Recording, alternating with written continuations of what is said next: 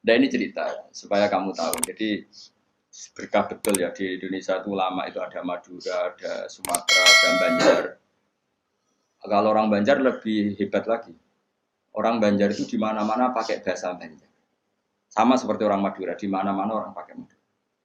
Dan orang Banjar kenapa saya bilang lebih? Karena memang sebuah Banjar karena Madura itu induknya kan Syekhona Khalil. Ya tentu yang kita tahu yang modern. Banjar itu punya indukan namanya Syekh Arsad siapa? Syekh Arsad bin Abdis Somad. Syekhona Khalil itu ngaji sama Syekh Nawawi Banten. Padahal Syekh Nawawi Banten masih ngaji sama Syekh Arsad bin Abdis Somad teman Banjar. Itu uniknya orang Banjar itu. Meskipun hidup di mana-mana pakai bahasa Banjar. Termasuk kiainya siapa yang di Kholi besar di Banjar itu? Siapa itu? Di mana? Ustadz Zainil itu.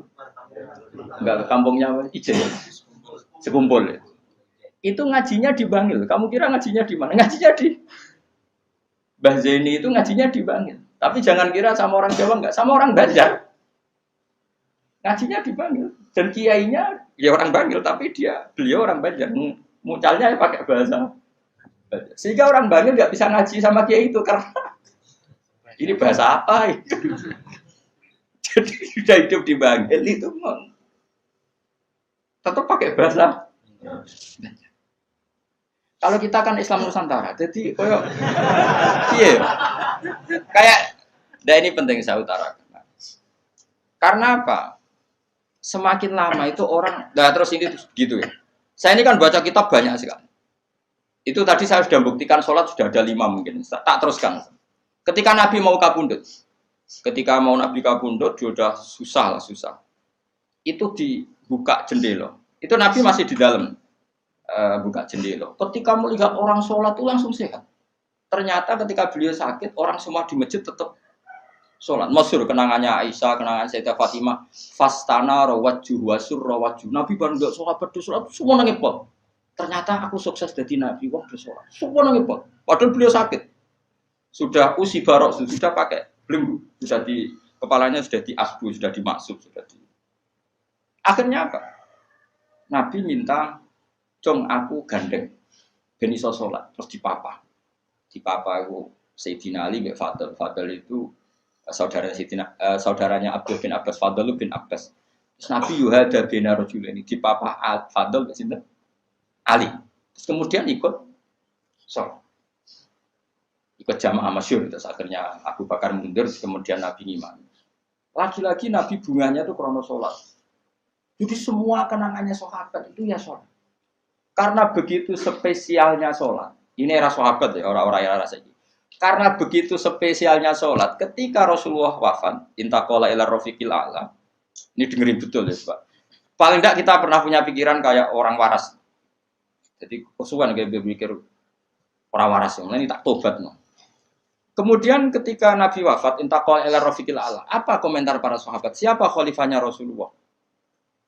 Ya orang yang disuruh Nabi sholat. Kata alasan mereka, jabatan negara itu sepele. Wong sholat sepenting itu saja Abu Bakar sing kon dadi imam. Saya ulang lagi cara berpikir sahabat. Jabatan presiden, jabatan khalifah itu cemen. Wong urusan dunia wae.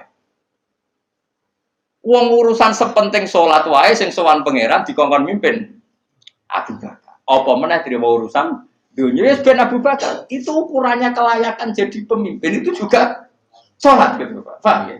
Mulane ana kontestasi imam, paham? Tapi gak tapi Gus. Akal-akalan zaman modern itu akal-akalan iki cerita. Mulane tak koi iku zaman sahabat terus akiasno.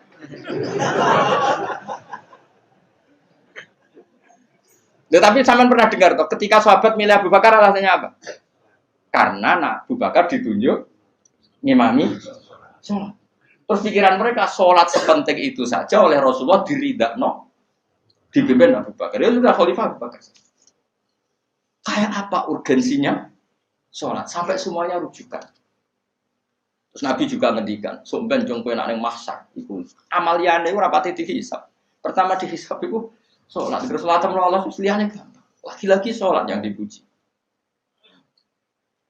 Tapi sekarang orang Islam modern itu koyo LSM. Jadi pikirannya itu gimana supaya orang kaum marginal itu sing ndi ora roh. Supaya ke tengah. Berarti koyo pemain bal, itu rumus-rumus saya kok pemain bal. Orang yang termarginalkan supaya di tengah. Orang-orang miskin itu bisa dibasmi. Oleh basmi piye malaikat Mikail ora kepen ngreseki ngentekno. Jadi gak pikir sampai wong melarat ora salat luwih dibela timbang wong mapan salat. Mergo wong mapan salat jenenge berjuwis. Nek wong ora salat tapi melarat iku kaum pinggiran. LSM serengane bela kaum pinggiran. Padahal iso wae Allah ngukum wong ora salat rezekine angel. Sing sering salat diparingi barokah uripe rezekine jembar. Tapi sebagian wong-wong LSM ya ora kabeh tapi kakean sing ngene iki, paham ya. Sing salat mapan nggo mobil dianggap berjuwis, antisosial. Sing ra salat terus Allah ngukum melarat, tetep dibela-bela mergo napa marji. Ngene kejogeman melok ngono niku iku wong Islam. Kejogeman iso wae dekne melarat mergo uripe boros. Dhe dhuwit sithik dienggo narkoba, dhe dhuwit sithik nggo bokeng wong wedok, terus melarat. Bareng melarat berhubung melarat tetep mbok bela mati-matian. Tapi tak koki pangeran itu piye? Aku tak hukum malah mbok bela gitu piye. Lah saiki akeh ora percaya tak kok aku. Sopo wae wong paling melarat ning donya terus takoki asal usule. Kira-kira mergo Allah sing dolim apa masalah ngene? Wong merantau sing ning dalan-dalan rata-rata ya ana mutunge. Melarat ning desa isin tukaran mbek Pak D Pali terus mutung anti silaturahim minggat sementing rawuh dulur. Lho padahal ngendikane Kanjeng Nabi paling cepet dadekno sumpeke rezeki adalah qatur rahim. Wong lungane wae niate ngadui dulur. Iku jenenge apa qatur. Terus dihukum mbek pangeran merantau Kang Ela. Tapi saya tidak nuduh semua orang seperti itu. Tapi aku yakin nggak mungkin seperti ini tanpa sebab. Terus kok bela-bela nih. Mereka kowe mau dikoidah marginal berjuwis, apa? Marginal. Kalau pikiran ini terus, nanti kita kayak zaman PKI kan. Saya tuh punya kenalan gus-gus banyak di Kediri, di Madiun, di mana-mana. Itu dulu PKI Madiun, PKI Kediri, PKI mana-mana di daerah sana itu.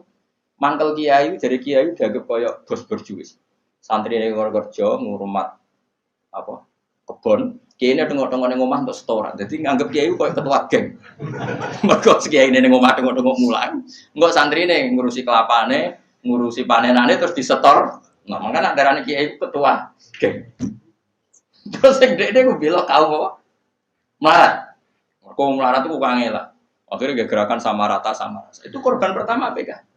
Mergo dekne ora ro ibadah. Dadi wong sing diparingi jembar kaya kula ini kan mulang. Terus rugen salam template, dianggap kok ketua preman untuk setoran ngono ae. Yo mati yo jenenge wong bingung kabeh diprovokasi ngono iku yo.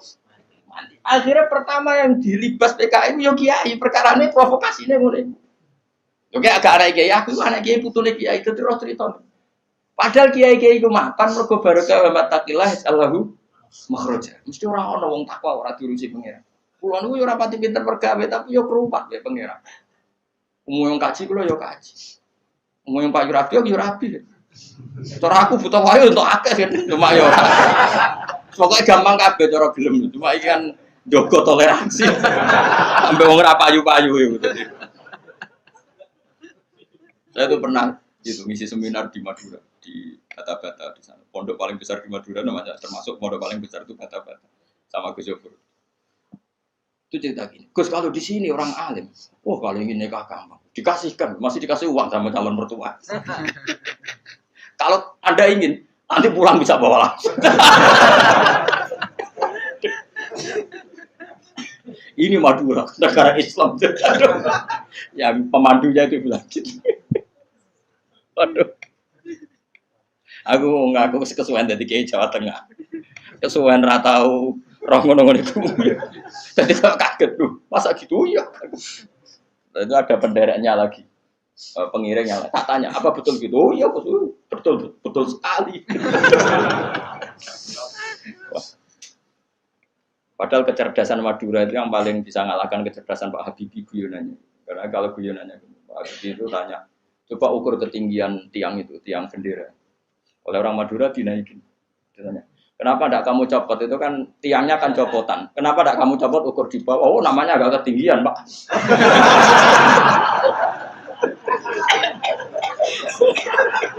Makanya gue nanya, Ya itu guyonan. Habib itu belum pernah debat kalah kecuali ngadu orang Madura.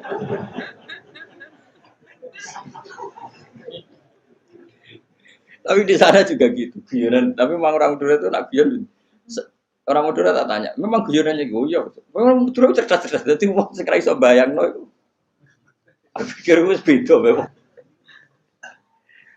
Nah, perasaan saya di sana itu kayak di Thailand karena pulaunya terpisah terus bahasanya beda. Jadi kalau orang Madura ngomong sama orang Madura kayak ada di Indonesia juga. Kayak di Thailand.